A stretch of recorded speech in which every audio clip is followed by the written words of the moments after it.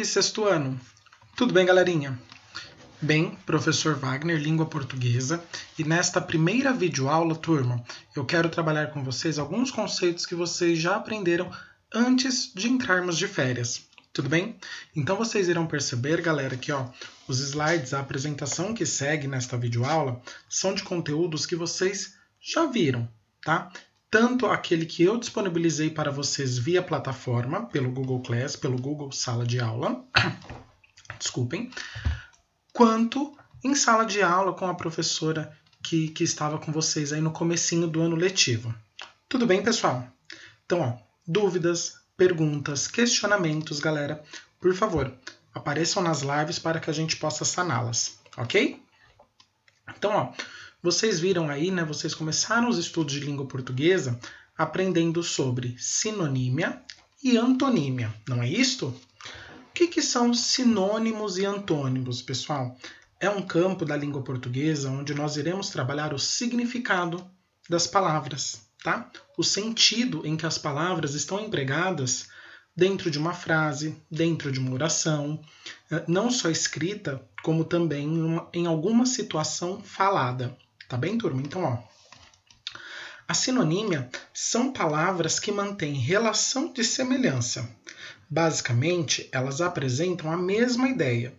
São palavras diferentes, mas que trabalham com o mesmo significado.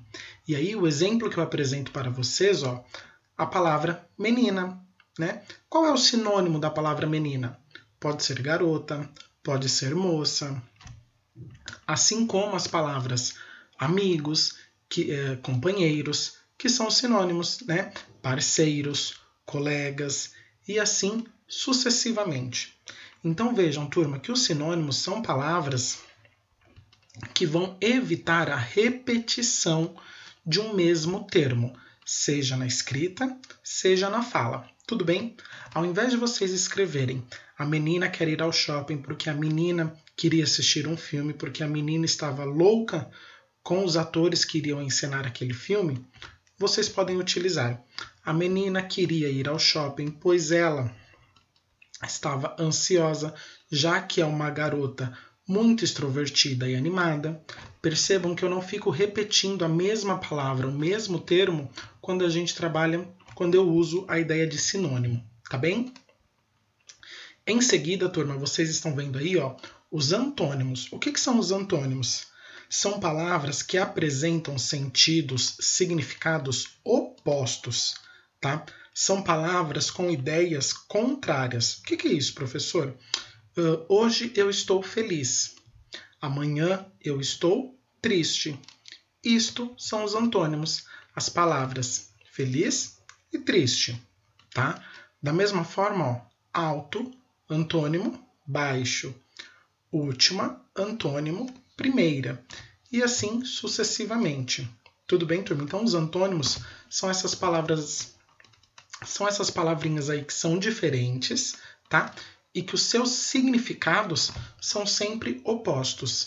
Dia, noite, feliz, triste, alto, baixo. Estes são os antônimos. Tudo bem? Logo em seguida, turma, nós começamos a falar sobre morfemas, na verdade, formação de palavras e as suas composições, tá? Então, nós sabemos que a palavra é um conjunto de sons bem estruturados que expressam ideias, né? E a partir daí, nós vamos ter como essas palavras são formadas. Na língua portuguesa, nós dizemos que elas são formadas por conta dos morfemas. Professor, o que são morfemas? Turma, são elementos de significação. São pequenas estruturas, pequenos elementos que podem possuir, que possuem um significado. Tá bem? Então, vejam só. Esses morfemas, eles vão formar as palavras, eles vão ajudar na formação das palavras e eles também podem alterar o significado, o sentido de uma palavra. Tá bem? Então, aí eu trago para vocês, por exemplo, quais são os morfemas da língua portuguesa. O primeiro que a gente tem é o morfema desinencial, tá? É a desinência. O que é a desinência, galera? são as flexões na língua portuguesa. Percebam que as flexões são sempre os finaizinhos das palavras que podem indicar a ideia de tempo, quando for uma desinência verbal. Olha só, o exemplo de vocês está aí, ó. Ocorrerá. O finalzinho, a última letra, que é esse A acentuado, ele indica a ideia de futuro. Tudo bem?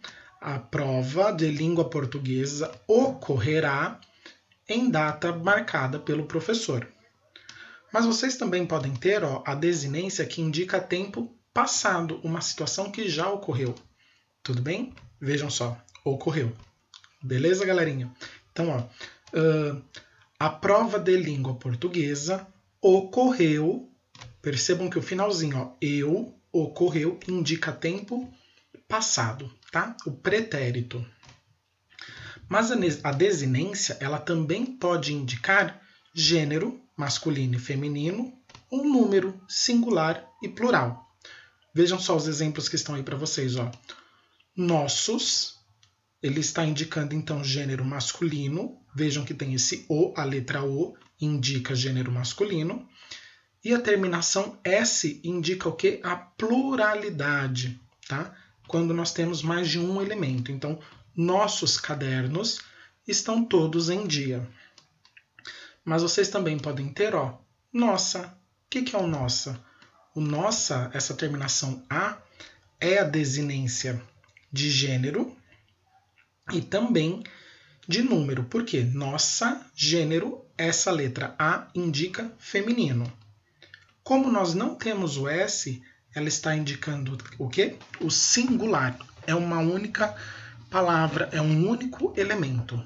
Tudo bem? Então, desinência, galera, são as flexões. Gênero, número e tempo. Tá bem? Em seguida, vocês terão aí o morfema radical. O que é o morfema radical? É a base da palavra. São aquelas letras, aquele agrupamento de letras que não sofre alteração. Pelo contrário, a raiz, né, o radical da palavra, ela pode dar origem a várias outras. O exemplo que eu trouxe para vocês, carro. Né? O radical da palavra carro são as letras C, A, R. Por quê, professor? Porque a partir dele, vocês podem formar aí, carroça, carruagem, carroças, né? Carruagens. Percebam que a terminação, o final da palavra pode mudar. Poxa, professor, mas tem o RO, né? C-A-R-R-O. Esse O ele pode ser um I, se for um carrinho, como está apresentado aí para vocês, carruagem. Então, esta vogal ela pode sim sofrer alteração. Eu vou falar para vocês daqui a pouquinho, tá? Então, o radical é aquele elemento da palavra que não sofre alteração.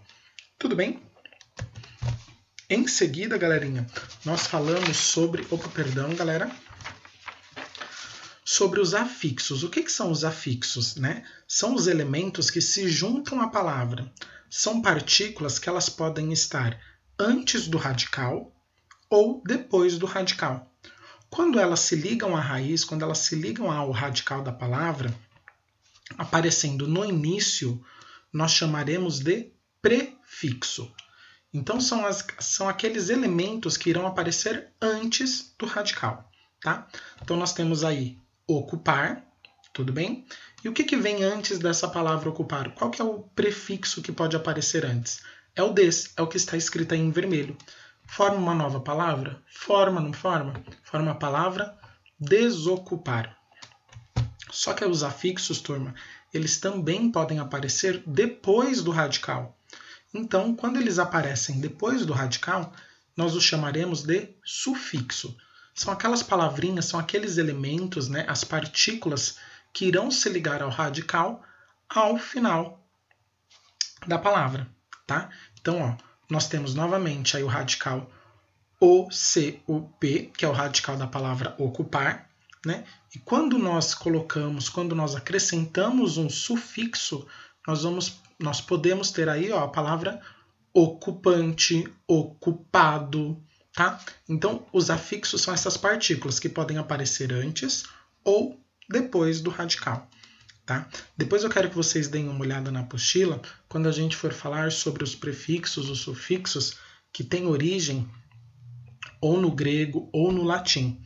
Tá? E aí nós podemos ter também afixos formados, né, de origem em outros idiomas. Tudo bem, galerinha? Depois a gente vai falar um pouquinho sobre isso. Tá?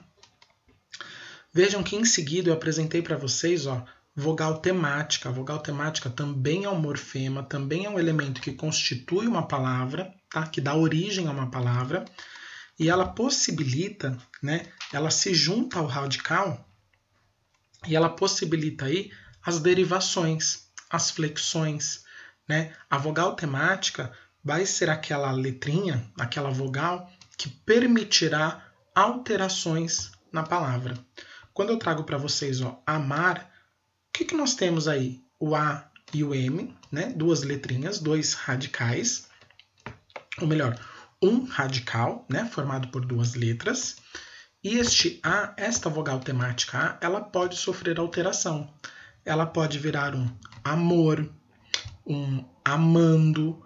Perceba então que ela vai ela vai ligar, ela vai unir um elemento a outro dentro da palavra, tá? Constituindo a palavra. Carro também tem uma vogal temática, que é a vogal O, tá? E a partir dele nós podemos ter outras palavras, né? Carroça, carroças. Se nós trocarmos esse O pelo U, nós teremos então uma vogal temática U que dá origem a carruagem, carruagens, tá? Tanto no singular quanto no plural. Então a vogal temática é esta possibilidade de mudança e de derivação na palavra. Ok, galerinha? Estes, então, são os morfemas, desinênciais, radicais, afixos e vogais temáticas. Tudo bem? Claro que a gente vai retomar sobre isso, é claro que vocês viram e tem material disponibilizado para estudarem, e esta videoaula é basicamente para explicar como que elas acontecem, como elas funcionam na formação da palavra. Tudo bem? Então, vocês têm aí as flexões, singular, plural, masculino, feminino e tempo, passado, futuro e presente. Tá?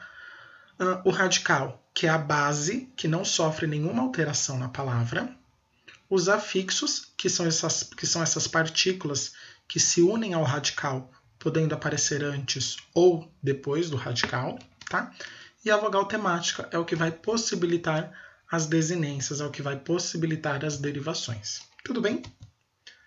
Em seguida, turminha, vocês viram aí os processos de derivação, né? Por quê? Porque é o processo que se cria novas palavras por meio dos acréscimos, tanto de prefixos quanto de sufixos, em palavras primitivas. Palavras primitivas são aquelas palavras que são únicas, né? Que a sua origem não é a união, a junção de outros termos, de outros elementos. Pedra. Pedra, por exemplo, é uma palavra primitiva, tá? Só que vocês também irão perceber, galerinha, que as palavras elas podem ser formadas por meio da composição. O que é isso? É quando nós criamos uma palavra, né, um vocábulo, unindo, agrupando outros elementos, outros radicais, outras palavras, tá? E esta composição, ela pode se dar na língua portuguesa por meio de dois processos: o processo de aglutinação e o processo de justaposição, tá? O que é o processinho de aglutinação? É quando nós juntamos dois ou mais radicais, tá? Dois ou mais elementos, para formar uma nova palavra. Esta é a ideia de composição. Tá? E a aglutinação ela pode ocorrer unindo dois elementos, onde pelo menos um ele pode perder a sua integralidade sonora. O que é isso? Eu até coloquei o exemplo aqui para vocês. A palavra planalto ela é formada por dois elementos. O elemento plano mais o elemento alto. Então nós temos aí duas palavras. Quando nós unimos essas duas palavras, percebam que a letra O da palavra plano, ela deixa de existir. nós não temos um plano alto, nós temos um planalto. Então, essa junção, essa união de termos, de elementos, forma a aglutinação. Qual que é a ideia original? Que pelo menos uma palavra, um elemento, perca a sua integralidade sonora, tá bem? E depois, turma, vocês terão aí a justaposição. O que é a justaposição? É quando nós unimos os dois elementos, né? 2, 3 elementos, dependendo da palavra, um ao lado do outro. Tá? Então percebam, eles não vão perder a sua integralidade, eles vão se unir. E aí os dois exemplos que eu trouxe para vocês são pé de galinha, né? São 3 palavras juntas, formando um único significado, um único sentido. E a outra palavra que é o cachorro quente, né? O lanche que nós sempre comemos e às vezes nós vemos vendendo nas ruas, dentro dos estádios, tá? Então, percebam, a justaposição eu vou pegar 2 palavras, né, 2 elementos, 3 elementos e vou unir. E ao uni-los, eu vou ter uma única palavra, um único significado. Tá bem, turma? Eu só quero deixar registrado aqui, galerinha, que além da aglutinação, da justaposição, nós também podemos ter dentro da língua portuguesa a composição por hibridismo. O que é o hibridismo? É um outro processo de formação das palavras em que os elementos são originais de outras línguas, tá? Como eu disse para vocês, os prefixos, os sufixos, eles têm origem no grego, no latim, e eles acabam se unindo a um radical, tá? Às vezes, dentro da língua portuguesa, nós vamos ter 2 elementos de culturas diferentes, de idiomas diferentes, que formarão uma única palavra aqui pra gente, né? O exemplo que eu trago a vocês é a palavra sambódromo. Sambódromo, ele tem origem africana, que é a palavra, é o elemento samba, atrelado ao dromo, né? Sambódromo. Esse D-R-O-M-O, ele tem origem grega. Então percebam, nós unimos 2 elementos distintos, um grego e um africano, e formamos uma única palavra, tá? Que é onde ocorrem aí os desfiles durante o período do carnaval. Tá bem, galerinha? Mas isto foi só a nossa primeira videoaula, trazendo aí alguns apontamentos, algumas explicaçõezinhas para vocês, tá? Espero que tenha ajudado. Dúvidas, questionamentos, perguntas, por favor, apareçam nas lives para que a gente possa saná-los, né? Para que eu consiga sanar e ajudá-los, até que a gente possa, de fato, estar novamente em sala de aula. Tudo bem, pessoal? Então, cuidem-se, estudem, vocês terão os roteiros que foram disponibilizados, vocês têm as videoaulas que eu irei disponibilizar a vocês, e agora só depende da nossa união. Eu aqui de casa, vocês na casa de vocês e a continuidade dos nossos estudos. Tudo bem, turma? Qualquer coisa, perguntem, questionem, mandem e-mail no institucional ou por meio da plataforma do Google Sala de Aula, que eu farei de tudo para ajudá-los. Beleza? Galerinha, até mais!